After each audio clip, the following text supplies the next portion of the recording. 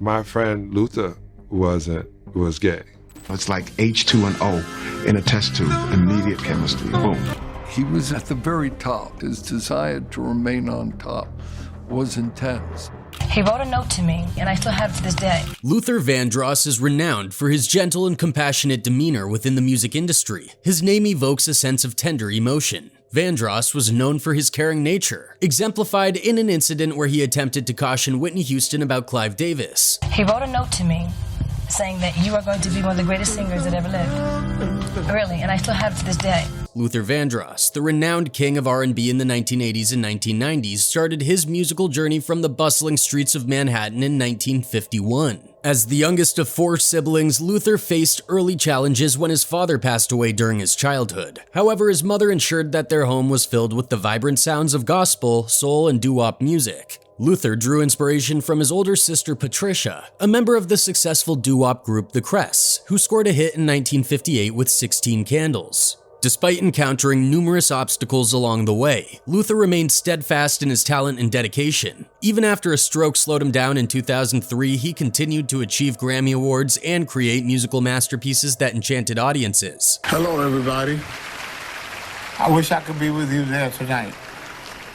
I want to thank everyone and for your love and support. In high school, Luther Vandross fell hard for the soulful sounds of Motown's girl groups and the gospel vibes of artists like Aretha Franklin and Cissy Houston. With dreams of a music career, he gave college a shot at Western Michigan University, but his heart was set on something bigger. He was at the very top of all-time male singers.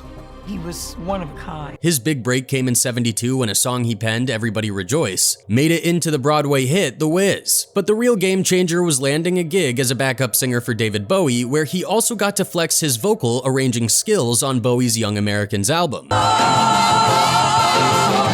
After that, Luther was in demand as a backup singer and arranger for a bunch of big names, from Bette Midler to Barbra Streisand. He even made some cash on the side singing jingles incognito. In the late 70s, he got busy recording under different names and jamming with groups like Bionic Boogie and Change. You might have even heard his smooth voice on Chic's hit Dance Dance Dance. During the 70s, while he was still grinding to the top, Luther did some voice work for commercials like for Kentucky Fried Chicken and provided backup vocals for some heavy hitters like David Bowie, Chaka Khan, and Donna Summer.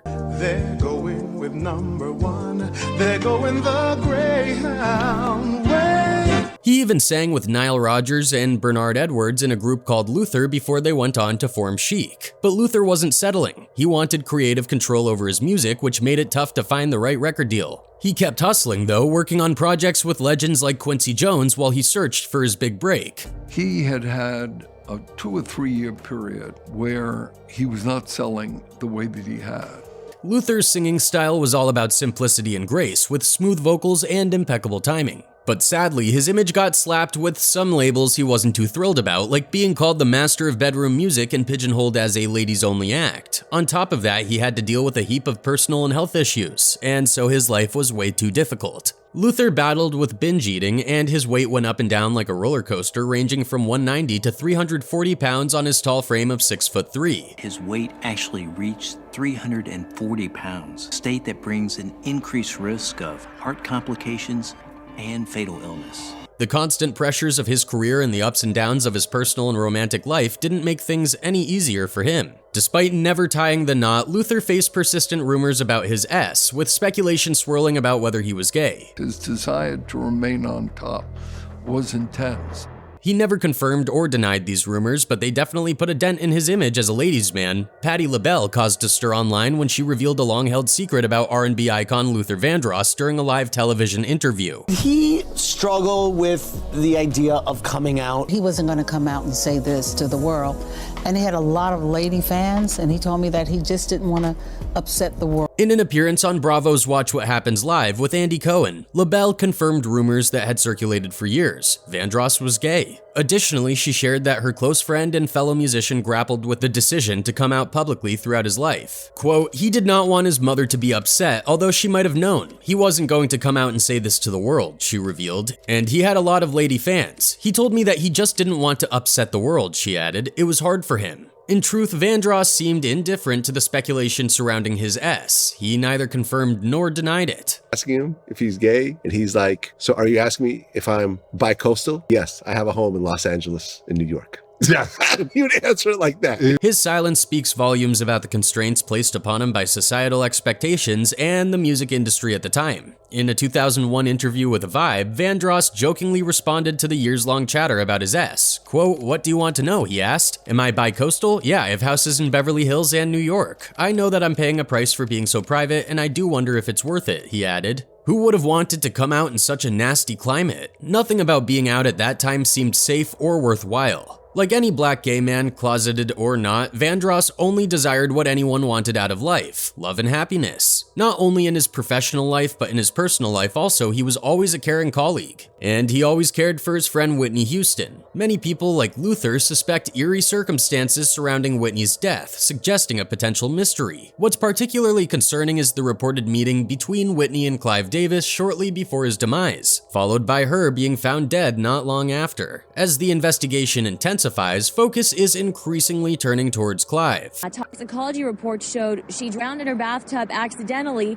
because of cocaine use and heart disease. Clive Davis is a highly influential figure in the music industry, renowned for his immense power and track record of success. He notably launched Arista Records, where he signed numerous major black acts showcasing his talent for spotting musical potential. His roster of signed artists is impressive and includes Patti Smith, The Outlaws, Eric Carmen, Exposé, Ace of Base, Air Supply, Dionne Warwick, Ray Parker and Radio, Aretha Franklin, and Alicia Keys. Davis also played a key role in giving Puff Daddy, Puffy, his start in establishing Bad Boy Records. However, his most significant success came from discovering and nurturing Whitney Houston's career. My spending time with her when the picture was inescapable. There were two times, one live, where she came to my home, where we had a personal. Astounded by Houston's exceptional singing talent and her wholesome image, Clive recognized the opportunity to launch her into superstardom. This move not only greatly benefited Whitney, but also significantly boosted Clive Davis's net worth, reportedly reaching close to $800 million. However, as Whitney Houston navigated the complexities of the music industry, she, like many others, began to notice peculiar and unsettling occurrences. In her 2002 interview with Diane Sawyer, she openly addressed the challenges she faced and the personal struggles she battled, shedding light on the darker aspects of the industry. Whitney appeared uneasy and cautious at times, revealing that she felt a sense of inner conflict and acknowledged struggles with personal demons. It was rough. It was rough. I think I kind of reverted back as I got older and said, well, I'm just gonna party, you know? It was kind of a rebel in me. During her interview, Whitney Houston discussed her disputes with Clive Davis and suggested a conspiracy against her, inadvertently making herself vulnerable. Exploiting her past struggles with addiction, individuals sought to undermine her credibility and discredit her revelations. The unexpected and shocking news of her death came as a profound tragedy, especially given the circumstances surrounding it. It was a sorrowful twist of fate that deeply affected the music world. Tragically, the entertainment industry has seen many instances where artists facing the demanding nature of their work succumb to substance A. Whitney Houston was no exception. Her ongoing battle with addiction and health issues cast a shadow over her career until it reached an irreversible tipping point. It's my heart. It's what I want and what I don't want. Nobody makes me do anything I don't want to do. The tragic events unfolded on February 11, 2012, the day before the scheduled Grammy Awards. On that day, music industry luminaries gathered in Los Angeles for the Grammys, and Whitney Houston, accompanied by her family and friends, checked into the Beverly Hilton Hotel. A customary event preceding the Grammys was Clive Davis hosting a pre-Grammy party with Houston's mentor playing a central role. As preparations for the evening continued, Houston's assistant Mary Jones briefly left the room after arranging Houston's dress on the bed. What occurred during this short absence, leading to the discovery of Houston unconscious and face down in a water-filled bathtub upon Jones's return, remained a mystery until insights were provided by the coroner's report. Sadly, Houston was pronounced dead at the scene at 3:55 p.m. on the same day. Happened here at 3:43 yesterday afternoon when a member of Houston's entourage located her body inside this hotel. So far, police and the coroner are refusing to. During the investigation, police found an open champagne bottle and a spoon with a white crystal-like substance near Whitney Houston. Additionally, various medications including an antidepressant, a muscle relaxant, and allergy medication were discovered in her system during the autopsy. The coroner's report, released weeks later, attributed Houston's death to heart disease, deuse, and accidental drowning. It was also revealed that Houston had a mild case of emphysema, contributing to the gradual loss of her powerful voice. Numerous speculations about Houston's personal life emerged in films, documentaries, and biopics both before and after her death. Despite the scrutiny, Houston's musical talent and soulful voice remained unwavering. Clive Davis, on the other hand, is celebrated as a highly accomplished producer revered for nurturing diverse artists and creating enduring musical masterpieces. His innovative practices have firmly established him as a pivotal figure in shaping the modern music landscape. Consistent with what you're writing about, you could go from one side of the stage to the other. Yet lurking in the shadows is a contrasting perception of Clive Davis. Some voices paint a more nuanced and controversial picture, suggesting a darker side to his persona. Critics portray him as one of the industry's early gay gatekeepers, allegedly wielding influence through manipulation and calculated actions. These claims depict him as a strategic operator, operating behind the scenes and orchestrating moves that extend beyond the public eye, casting him in the light of a cold-blooded manipulator. He needed her back, but he needed her back and under his control.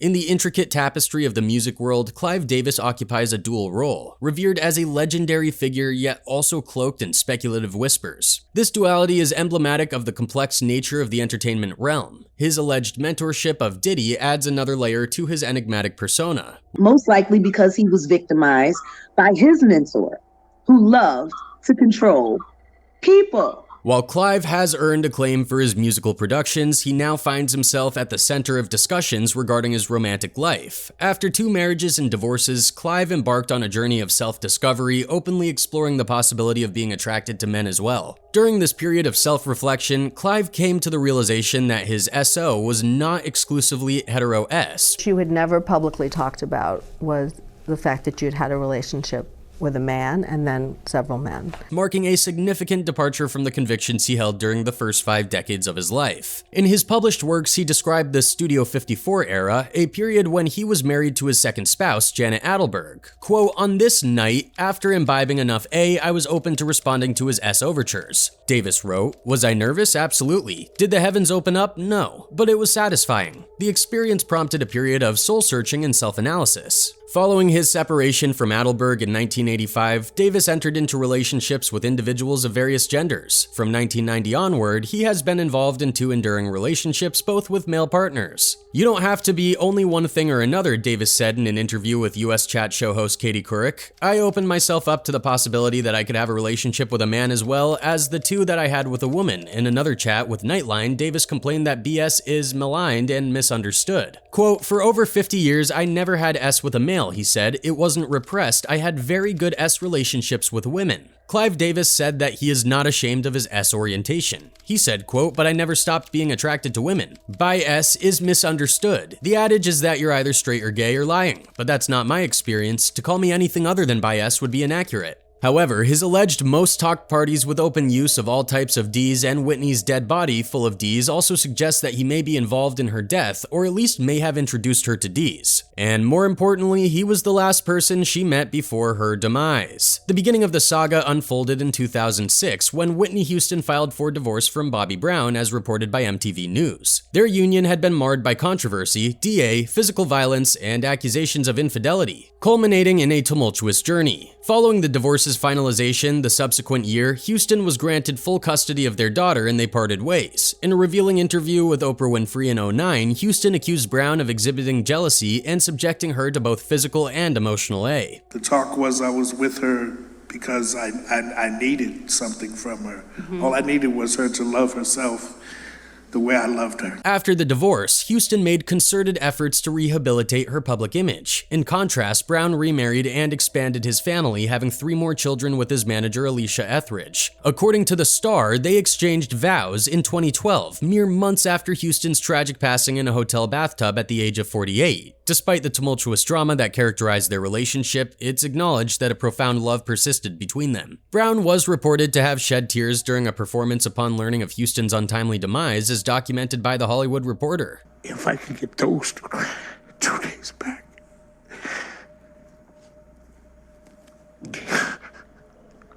Contrary to popular belief, Whitney Houston's husband was not solely responsible for her struggles. Other individuals played a role in her challenges with substance A. Robin Crawford, Houston's close confidant, revealed that signs of problematic D use were evident in Houston before she even met Bobby Brown. In an NBC interview promoting her book, A Song for You, My Life with Whitney Houston, Crawford, Houston's best friend and rumored lover, discussed the Grammy winner's history of D use. Houston tragically passed away in 2012, with D use cited as a contributing factor in the coroner's report. D paraphernalia, including a small spoon with a white crystal-like substance and a rolled-up piece of white paper, was found at the scene. When asked by Craig Melvin when she realized Houston had a problem, Crawford responded, quote, "I would remind Whitney that, now you know we said doing C wouldn't go where we're going and we're already there, so we shouldn't be doing it. However, I'd noticed that she would go ahead and do it," Crawford continued. She was having difficulty stopping. Crawford and Houston first crossed paths as teenagers at a summer camp in 1980 where their relationship turned intimate as revealed in Crawford's book. However, Houston reportedly ended their romantic involvement in '83, citing concerns about how a same-S relationship might impact her burgeoning career after signing with Arista Records. Despite this shift, they remained steadfast friends, with Crawford taking on various roles in Houston's life, including personal assistant, roommate, and notably maid of honor at Houston's marriage to Bobby Brown of New Edition fame in '92. Contrary to the public perception that Brown introduced Houston to D, Crawford's book, as highlighted by Melvin, clarifies that Houston had engaged in D use before Brown entered the picture. Crawford acknowledged this, stating that while Houston was not a consistent D user, there were occasions when she would partake, occasionally overindulging. I didn't get into really heavy until I met Whitney, but it destroys people. Many people believe that Clive is the one who put her on D, and given Clive's history, it is no secret how he has been in the headlines for D dealings. According to the civil suit filed against Mr. Davis, evidence surfaced suggesting that Mr. Winshaw had allegedly misused the company's funds. Mr. Winshaw was summoned before the Newark grand jury and subsequently discharged by Columbia on April 10, 1973. Columbia's investigation into Mr. Winshaw's actions led directly to Anthony Rubino, the director of marketing administration at Columbia Records, who approved expense vouchers, and ultimately to Mr. Davis, one of the most influential figures in the recording industry. Mr. Rubino was terminated on May 25th, followed by Mr. Davis on May 29, 1973. The lawsuit by Columbia alleged that Mr. Davis had used company funds to renovate his Central Park West apartment and to host an extravagant bar mitzvah reception. Mr. Winshaw was also implicated in the misuse of funds, according to the suit. Numerous music industry insiders interviewed in recent days referred to one executive at Columbia Records who was commonly known as the House Pimp. Clive was Mr. Super Straight, Mr. Dignity, while this other guy was Gotcha, the one who got whatever an artist wanted, a former Columbia Records employee said. If an artist came to town and wanted a hooker or grass or whatever, he went to him. There's somebody like that at most pop record companies, said a leading executive in the industry. I don't know how many companies are involved, but if one is, they're all doing it. When somebody says we need 6 broads or 8 bags, somebody's got to do it. A former assistant to Clive J. Davis, the ousted president of Columbia Records, was questioned by a federal grand jury in Newark in connection with an interstate D investigation, according to sources familiar with the case. Mr. Davis, who was dismissed and charged with misappropriating nearly $94,000 in corporate funds by the Columbia Broadcasting System, CBS, in a civil suit at the same time, was also summoned to testify before the grand jury, the sources revealed. However, his scheduled appearance was postponed. A spokesperson for CBS vehemently denied any involvement of D's in Mr. Davis's dismissal. Neither Mr. Davis, his attorney Vincent Broderick, a former New York City police commissioner, nor David Winshaw, Mr. Davis's assistant, could be reached for comment. The United States Attorney's Office in Newark declined to comment on the grand jury investigation. 8 individuals were indicted in federal court in Newark on conspiracy and smuggling charges reportedly linked to a multi-million-dollar H-ring operating across Italy, Canada, and the United States. Among the indicted individuals was Pasquale Falcone, 41 years old, identified by Columbia Records officials as a manager of several Columbia artists, including Sylvester Sly Stone, a prominent rock act for the company, as well as Lynn Anderson and Tommy Cash, country singers. The reality show proved to be a disaster for the couple, who at that time could have benefited from positive public imagery. The cameras seemed to exacerbate their public image issues, and the show did not return for another season. Within about a year, their separation loomed on the horizon. All the things mixed, Clive got the chance and introduced her to D's, just a theory. One of her fans wrote, quote, "It really hurts my heart that Whitney Houston was literally fighting people to save her life. How scared she must have been, the betrayal." Another one added, quote, "Clive Davis should have canceled and rescheduled that party, period. He was so disrespectful towards Whitney's death. M. I didn't realize what a big pervert Clive is. How disgusting of P. Diddy to do what he did to Clive. Unfortunately, this escape often takes the form of D or A pattern with dangerous consequences as history has shown. Many celebrities have fallen victim to addiction, which tends to insidiously and abruptly infiltrate their lives, causing havoc. The tragic example of Whitney Houston serves as a poignant reminder of the devastating impact of addiction on iconic figures in popular culture.